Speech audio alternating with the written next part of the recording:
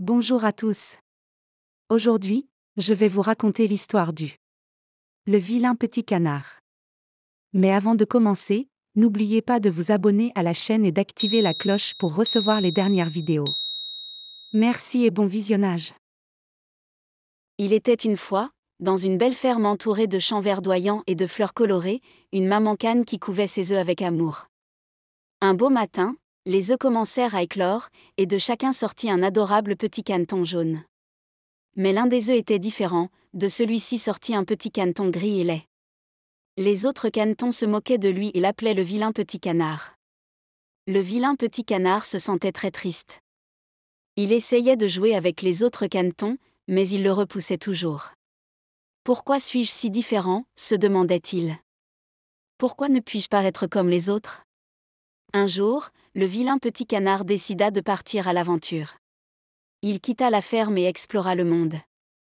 Il rencontra des poules, des oies et même des chats, mais personne ne voulait être son ami.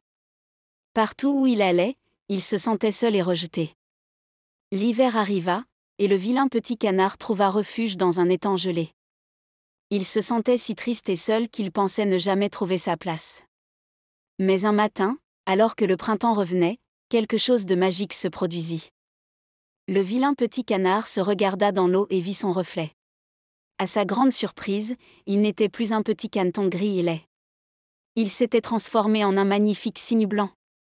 Ses plumes étaient douces et brillantes, et il était plus beau que tous les autres oiseaux de l'étang.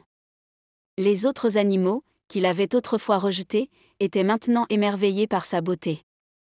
Ils voulaient tous être ses amis.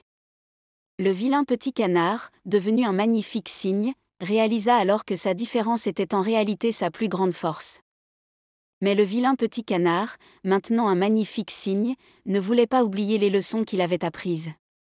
Il se souvenait de la tristesse et de la solitude qu'il avait ressentie lorsqu'il était rejeté. Alors, il décida de retourner à la ferme pour montrer à tous les animaux qu'il n'était plus le vilain petit canard, mais un magnifique cygne. Lorsqu'il arriva à la ferme, tous les animaux furent émerveillés par sa beauté. Les canetons, les poules, les oies et même les chats voulaient tous être ses amis.